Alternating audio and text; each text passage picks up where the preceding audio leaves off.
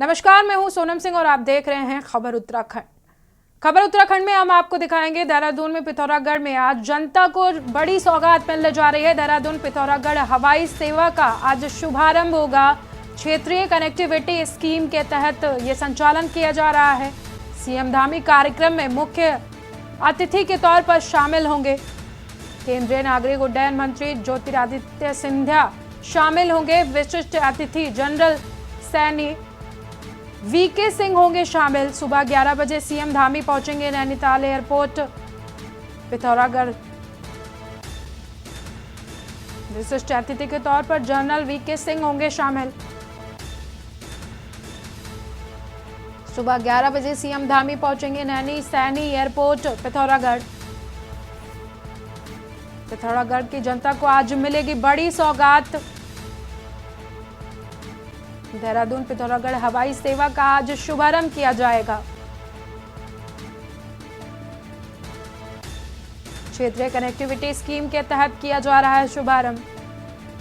CM Dhami कार्यक्रम में बतौर मुख्य अतिथि शामिल होंगे।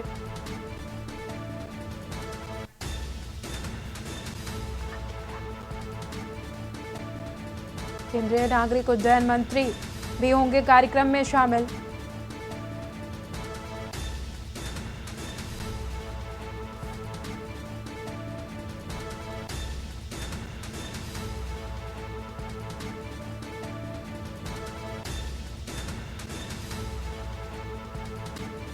पिथौरागढ़ की जनता को आज सीएम की तरफ से बड़ी सौगात मिलने वाली है। पिथौरागढ़ हवाई सेवा का आयोजन शुभारंभ किया जाएगा।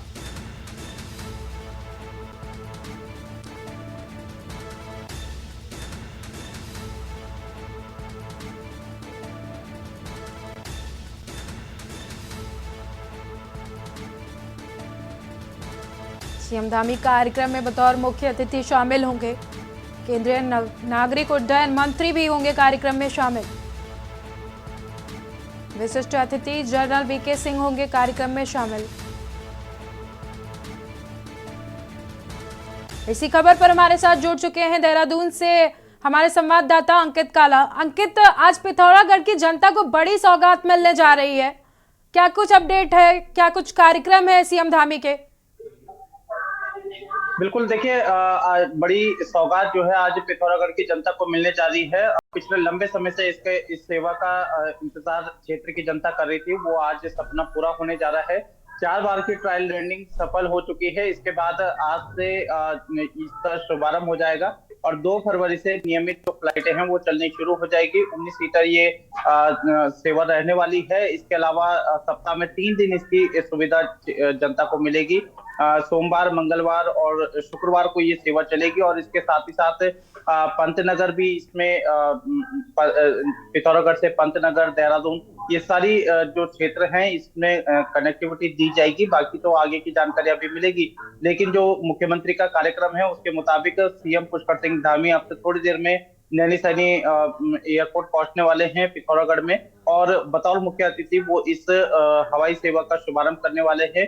इसके अलावा अति विशिष्ट अतिथि के रूप में केंद्रीय नागरिक उड्डयन मंत्री ज्योतिरादित्य सिंधिया, इसके अलावा विशिष्ट अतिथि के तौर पर जनरल वीके सिंह इस कार्यक्रम में उपस्थित रहेंगे। इसके अलावा तमाम जो डीजीसीए के अधिकारी हैं या जो संबंधित जिला प्रशासन है, सभी जो है इस कार्यक्रम में उपस्थित रहेंगे। तो एक बड़ी सौगात आज पिथौरागढ़ की जनता को मिलने जा रही है और पिछले लंबे समय से जो इंतजार किया जा रहा था वो इंतजार आज कहीं ना कहीं खत्म होने वाले हैं और अब से थोड़ी देर में सीएम पुष्कर सिंह धामी पिथौरागढ़ पहुंचने वाले हैं। अंकित, प्रशासन की तरफ से इस कार्यक्रम को लेकर के क्या कुछ तैयारियां की गई हैं? सुरक्षा व्यवस्था की क्या कुछ तैयारियां हैं?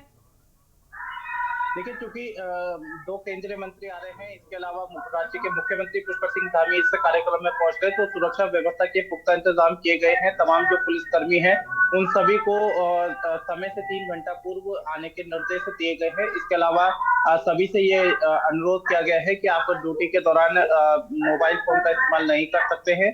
इसके अलावा जहां जहां पर भी पुलिस के कर्मियों की तैनाती है उन सभी को अपने स्थान पर यह सुनिश्चित करना होगा कि वहां पर किसी पर गलत गतिविधि ना हो रही हो।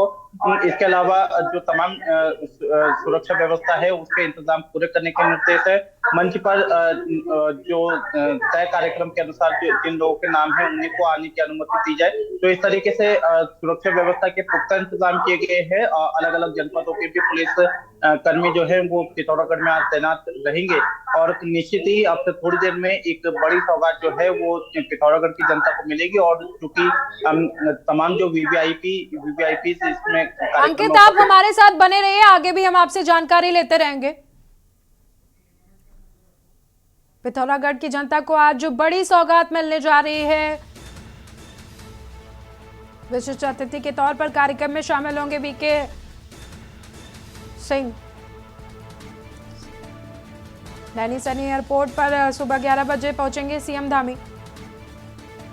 आज हवाई सेवा का शुभारंभ होने जा रहा है पिथौरागढ़ में। पिथौरागढ़ की जनता को बड़ी सौगात मिलेगी।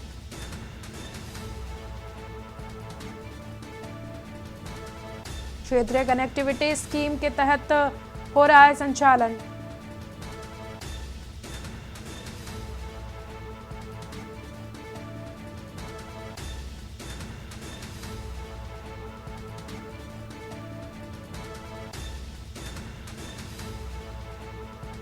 केंद्रीय नागरिक उड्डयन मंत्री भी इस कार्यक्रम में होंगे शामिल। विशिष्ट अतिथि जनरल वीके सिंह होंगे शामिल।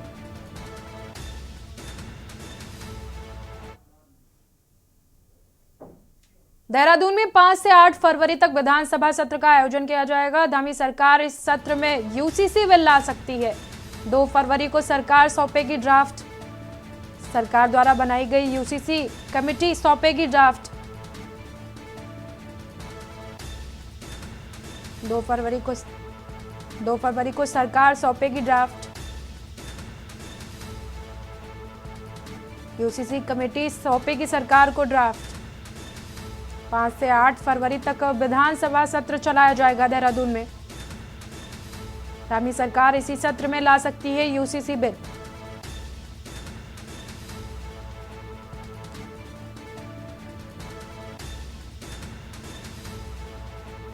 सरकार द्वारा बनाई गई यूसीसी कमेटी सौंपेगी ड्राफ्ट। देहरादून 5 से 8 फरवरी तक विधानसभा सत्र का आयोजन किया जाएगा। इसी सत्र में यूसीसी ला सकती है धामी सरकार। हमारे साथ जुड़ चुके हैं देहरादून से अंकित काला। अंकित, सरकार का जो है 5 से 8 फरवरी तक विधानसभा सत्र शुरू होने वाला है और उसी में यूसीसी बिल लाने की योजना बना रही है सरकार, क्या कुछ अपडेट है? देखिए सोनम, पहले से ही ये निर्धारित था कि सरकार इस सत्र के दौरान यूसीसी का ड्राफ्ट पेश कर सकती है सदन में। और इसकी कंफर्मेशन जो है मुख्यमंत्री पुष्कर सिंह धामी ने कर दी है, क्योंकि उन्होंने जानकारी दी है कि 2 तारीख को जो यूसीसी के लिए समिति गठित की गई थी, इस समिति की तरफ से 2 फरवरी को ड्राफ्ट सरकार को मिलने जा रहा है। बता दें कि साल 2022 में मुख्यमंत्री पुष्कर सिंह धामी ने जस्टिस रंजना देसाई की अध्यक्षता में एक कमेटी गठित की थी। इस कमेटी का कार्य ये था कि वो तमाम लोगों के पास जाकर के उनके सुझाव आमंत्रित करे और जो भी उनकी शिकायतें हैं या जो उनकी अड़चने हैं या जिस भी तरीके से उनको दिक्कतें हैं, इन सभी से सुझाव मांगे गए थे। और इसका अध्ययन करने के बाद एक ड्राफ्ट ऐसा तैयार किया जाए कि इसमें समान नागरिक संहिता के आधार पर जो एक समान कानून है उसको लागू करने के बाद किसी को कोई दिक्कत ना हो। तो इस समिति को अब तक कई सारे सुझाव मिल चुके हैं और 1.5 साल से ज्यादा का समय जस्टिस रंजना देसाई की अध्यक्षता में जो 5 सदस्य कमेटी गठित की गई थी उसको 1.5 साल से ज्यादा का समय हो गया है। तो अब फाइनली ये जो कमेटी है वो 2 फरवरी को सीएम पुष्कर सिंह धामी को अपना ड्राफ्ट सौंपने वाली है। ये फाइनल हो चुका है क्योंकि मुख्यमंत्री पुष्कर सिंह धामी ने कहा है, इसलिए अब तक जो तमाम बातें चली आ रही थी उस पर एक विराम भी लगा है। दूसरी बात यह है कि 5 फरवरी से और 8 फरवरी तक ये सत्र शुरू होगा तो सरकार इस ड्राफ्ट को सदन में पेश करेगी और सदन में पेश करने के बाद उत्तराखंड राज्य पहला ऐसा राज्य होगा जहां पर कि यूसीसी को लागू किया जाएगा। तो फिलहाल ये कंफर्मेशन जरूर मुख्यमंत्री ने पूरी कर दी है कि 2 फरवरी को यूसीसी कमेटी अपना ड्राफ्ट जो यूसीसी के लिए उन्होंने ड्राफ्ट तैयार किया है वो मुख्यमंत्री पुष्कर सिंह धामी को मिलेगा। और 5 फरवरी को सुबह 11 बजे सदन की कार्रवाई शुरू होगी तो उसमें यूसीसी है। इसके अलावा राज्य अनुकार्यों का 10% क्षैतिज आरक्षण है। तो ऐसे कुछ एक जो महत्वपूर्ण विधेयक है वो भी इस सत्र में आने वाले हैं। इस विधानसभा सत्र में और कौन कौन से विधेयक या कुछ योजनाओं पे मुहर लग सकती है अंकित? देखिए, विधायी कार्य इसमें होंगे सोनम, और इसके बाद कार्य मंत्रणा समिति की बैठक, विधानमंडल दल की बैठक होगी, तो उसमें आगे का एजेंडा तय किया जाएगा। लेकिन सरकार इस सत्र के दौरान दो बड़े महत्वपूर्ण विधेयक ला रही है। इसके अलावा भी कुछ एक जो विधेयक है वो कई विभागों से जुड़े हो सकते हैं। लेकिन फिलहाल जो हमारे पास जानकारी है कि यूसीसी का ड्राफ्ट सरकार इस सदन में पेश करेगी। इसके अलावा जो उत्तराखंड के राज्य आंदोलनकारी है, जो पिछले लंबे समय से सरकार से मांग कर रहे थे कि उनको 10% जो क्षैतिज आरक्षण है उसकी सुविधा जल्द से जल्द दी जाए। तो पिछली बार जब सत्र 2023 के समय में धामी सरकार लाई थी, तो इस समय ये राज्य आंदोलनकारियों से जुड़ा हुआ जो विधेयक था उसको सदन में लाया गया था। लेकिन उसमें संशोधन के लिए इसको एक परवर समिति को सौंप दिया था, और परवर समिति ने विधानसभा अध्यक्ष को भी अपना जो रिपोर्ट है वो सौंप दी है। तो ऐसे में ये माना जा रहा है कि दो बड़े महत्वपूर्ण कार्य तो धामी सरकार इस सत्र में करेगी। इसके अलावा तमाम जो विधायक है वो अपने अपने क्षेत्रों के जो प्रश्न हैं वो सदन में उठाएंगे, और इसके अलावा भी तमाम जो विधायी कार्य है, इन विधायी कार्य को भी सरकार पूरा करेगी। बाकी 5 तारीख को विधानमंडल दल कार्य मंत्रणा समिति की बैठक होगी, तो उसमें ये अंतिम चीजें पता चल पाएगी कि क्या क्या बिजनेस जो है वो इस सत्र में आने वाला है। बहुत बहुत धन्यवाद आपका हमारे साथ जुड़ने के लिए अंकित। उत्तराखंड में 5 से 8 फरवरी तक विधानसभा सत्र में ला सकती है यूसीसी बिल धामी सरकार।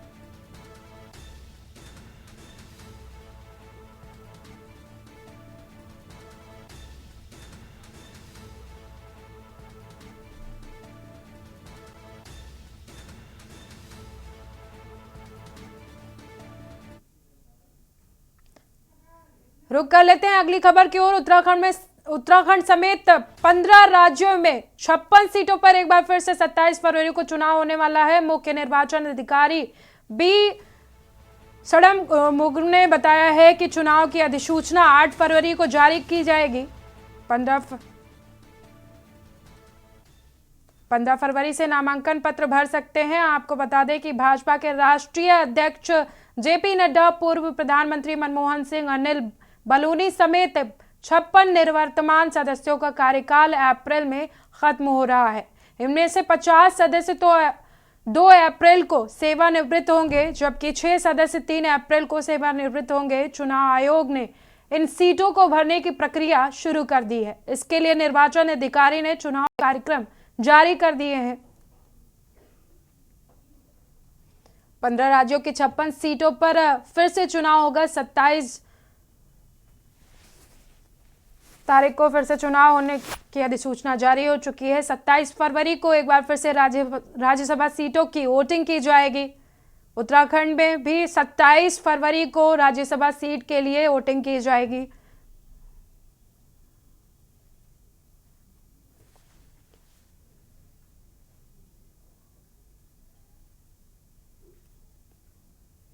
निर्वाचन अधिकारी की तरफ से चुनाव कार्यक्रम जारी कर दिया गया है। 8 फरवरी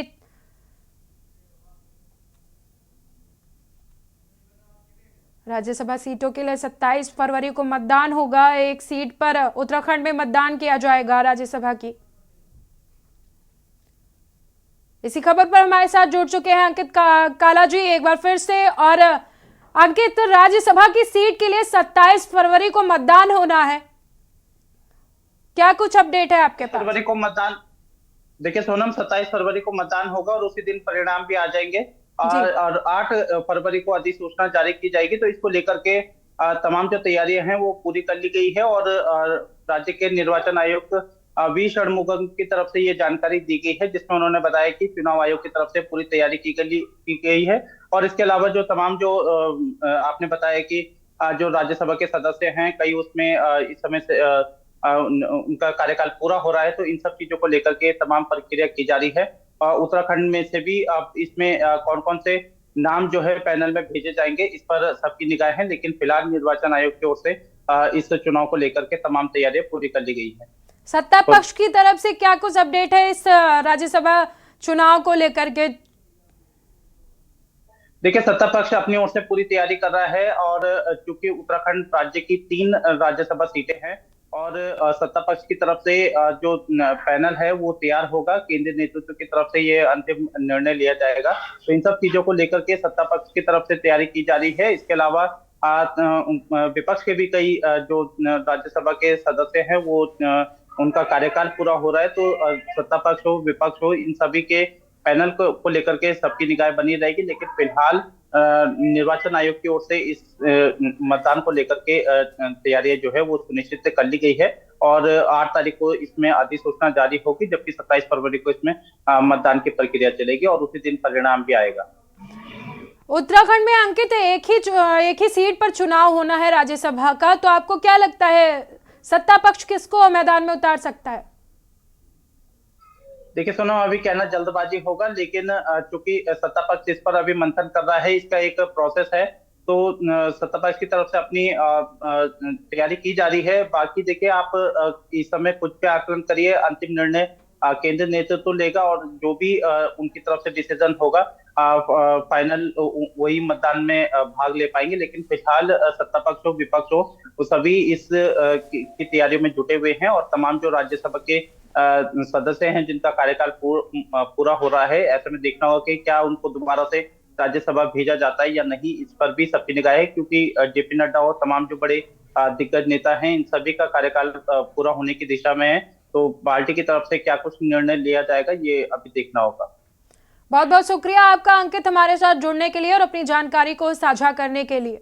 राज्यसभा सीटों के लिए 27 फरवरी को वोटिंग होगी। 15 राज्यों की 56 सीटों के लिए यह चुनाव होगा। उत्तराखंड में भी एक सीट पर 27 फरवरी को मतदान किया जाएगा। राज्यसभा सीट के लिए 27 फरवरी को मतदान होगा। 15 राज्यों की 56 सीटों पर यह मतदान कराया जाएगा। निर्वाचन अधिकारी की तरफ से ये अधिसूचना जारी की जाएगी। 8 फरवरी को यह अधिसूचना जारी होगी।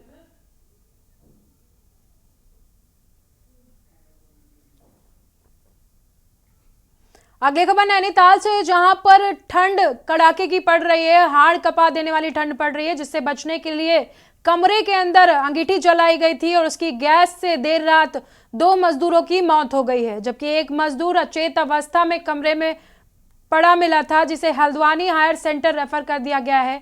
बताया जा रहा है कि 28 जनवरी को ये घर में अंगीठी जलाकर सोए थे, जिसके बाद ये बेहोशी की हालत में पाए गए। ठेकेदार द्वारा काम पर नहीं पहुंचने के बाद इन्हें कई बार फोन किया गया और फोन नहीं उठने पर ठेकेदार खुद मजदूरों के कमरे में पहुंचा तो उसने वहां पर तीनों को बेहोशी की हालत में पाया, जिसके बाद ठेकेदार ने तीनों को अस्पताल पहुंचाया, जहां पर डॉक्टरों ने राजकुमार और अवनेश को मृत घोषित कर दिया, जबकि मोनिंदर को हल्द्वानी रेफर कर दिया गया है।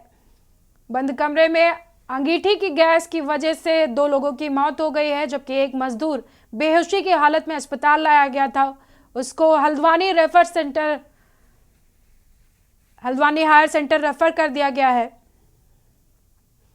अंगीठी की गैस के चलते 2 मजदूरों की मौत हुई है, जबकि एक मजदूर बेहोशी की हालत में पाया गया था। ये मामला आया था, इसमें 3 लोगों को लाया गया था अस्पताल 108 और पुलिस के द्वारा, जिसमें 2 लोगों की मौत हो चुकी थी और एक की हालत बहुत गंभीर थी। इसमें बताया ये गया कि घर के अंदर, ये कमरे के अंदर जहाँ रह रहे थे, उन्होंने अंगीठी जला के सोए थे। परसों रात 28 की रात को ये लोग सोए थे। कल इनका रूम का दरवाज़ा नहीं खुला, तब परिवार के लोगों ने कॉन्ट्रैक्टर, लेबर क्लास लोग थे, ये लेबर का काम करते थे, कॉन्ट्रैक्टर को कॉल करके बोला कि हमारे बच्चे फ़ोन नहीं उठा रहे हैं। तब जाके कहीं रात को 12:30 बजे उनको पता लगा, जिसमें 2 लोगों की मृत्यु हो चुकी है और एक जिसकी हालत गंभीर थी उसको प्राथमिक उपचार के बाद हल्द्वानी के सुशीला तिवारी अस्पताल भेजा गया है। इसी खबर पर हमारे साथ जुड़ गया है संवाददाता कांतापाल नैनीताल से। कांता, 2 मजदूरों की मौत हुई है बंद कमरे में अंगीठी जलाकर सोने की वजह से और एक की हालत गंभीर है, क्या कुछ जानकारी है आपके पास? जी सोनम, मैं बिल्कुल आपको बता दूं कि नैनीताल में इन दिनों जो है रात और को कड़ाके की ठंड पड़ रही है, जिसके कारण ये जो मजदूर हैं इनके यहाँ पे मौत हुई है। बताया जा रहा है कि जब ये काम करके अपने कमरे पे वापस गए तो इन्होंने वहां पे आग सेकने के लिए अंगीठी जला ली, और अंगीठी जलाने के बाद इन लोगों ने खाना खाया और उसके बाद ये लोग सो गए, जिसके चलते जो अंगीठी की गैस थी इनको लग गई और ये वहां पे अचेत अवस्था में जो है पड़े मिले। ठेकेदार का कहना है कि जो जब इन्होंने सुबह काम पे नहीं पहुंचे तो इनको कई बार यहाँ पे फोन किया, जब इनका फोन नहीं उठा तो वो स्वयं जाकर इनके कमरे में देखने गया कि यहाँ पे मजदूर फोन क्यों नहीं उठा रहे हैं। जब उसने देखा कि कमरे में जो है तीनों मजदूर जो थे अचेत अवस्था में पड़े हुए थे। आनंद फानन में जो ठेकेदार है इनको लेकर हॉस्पिटल वहां पे पहुंचता है, जहां डॉक्टर इनको जांच करते हैं। जांच के बाद जो 2 मजदूर हैं उनको मृत घोषित कर दिया जाता है, जबकि एक जो मजदूर है उसकी हालत जो है गंभीर थी और डॉक्टरों ने जो उसको प्राथमिक उपचार के बाद हायर सेंटर को रेफर कर दिया। वहीं जब सूचना पुलिस को दी गई तो पुलिस जो है मौके पर पहुंची और दोनों के शवों को कब्जे में लेकर उनका पोस्टमार्टम किया गया है और पोस्टमार्टम के लिए भेज दिया गया है। और जबकि जो ठेकेदार है उसका कहना है कि जो यहाँ पे इनके परिजन है उनको सूचित कर दिया गया है। जल्द ही परिजनों की नैनीताल पहुंचने की उम्मीद है। जी सोनम, आपको बता दें कि जिस तरह से ये घटना सामने आई है उसके बाद में आप इस खबर में देख सकते हैं कि 2 लोगों की अंगीठी जलने से मौत हुई। उसके बाद परिजनों की तरफ से क्या कुछ कहा जा रहा है, ठेकेदार से क्या कुछ बातचीत हुई है परिजनों की? जहां तक अगर ठेकेदार की परिजनों से बात की जाए तो जो जब रात इनको यहाँ पे हॉस्पिटल में लेके जाया गया तो सर्वप्रथम तो जो ठेकेदार है उसने पुलिस को यहाँ पे सूचना दी। जो पुलिस यहाँ पे पहुंची और उन्होंने शव को कब्जे में यहाँ पे लिया है और आज इनका पोस्टमार्टम यहाँ पे होना है। वहीं जो ठेकेदार का कहना है कि उन्हें जो परिजन है उनको यहाँ पे सूचित कर दिया गया है, क्योंकि बदायूं के ये लोग रहने वाले बताए जा रहे हैं, तो परिजनों के यहाँ जल्दी पहुंचने की उम्मीद है। उसके बाद ही परिजन शव को अपने साथ ले जा सकते हैं। जी सोनम, बहुत बहुत धन्यवाद आपका हमारे साथ जुड़ने के लिए और अपनी जानकारी को साझा करने के लिए। बंद कमरे के अंदर अंगीठी जलाकर सोना लोगों को पड़ा है भारी। अंगीठी की गैस से 2 मजदूरों की मौत हो गई है और एक की हालत गंभीर बताई जा रही है।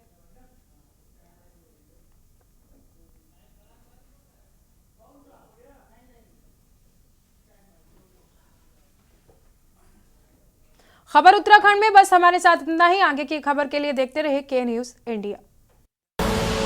आप देख रहे हैं के न्यूज़, खबरों का सारथी।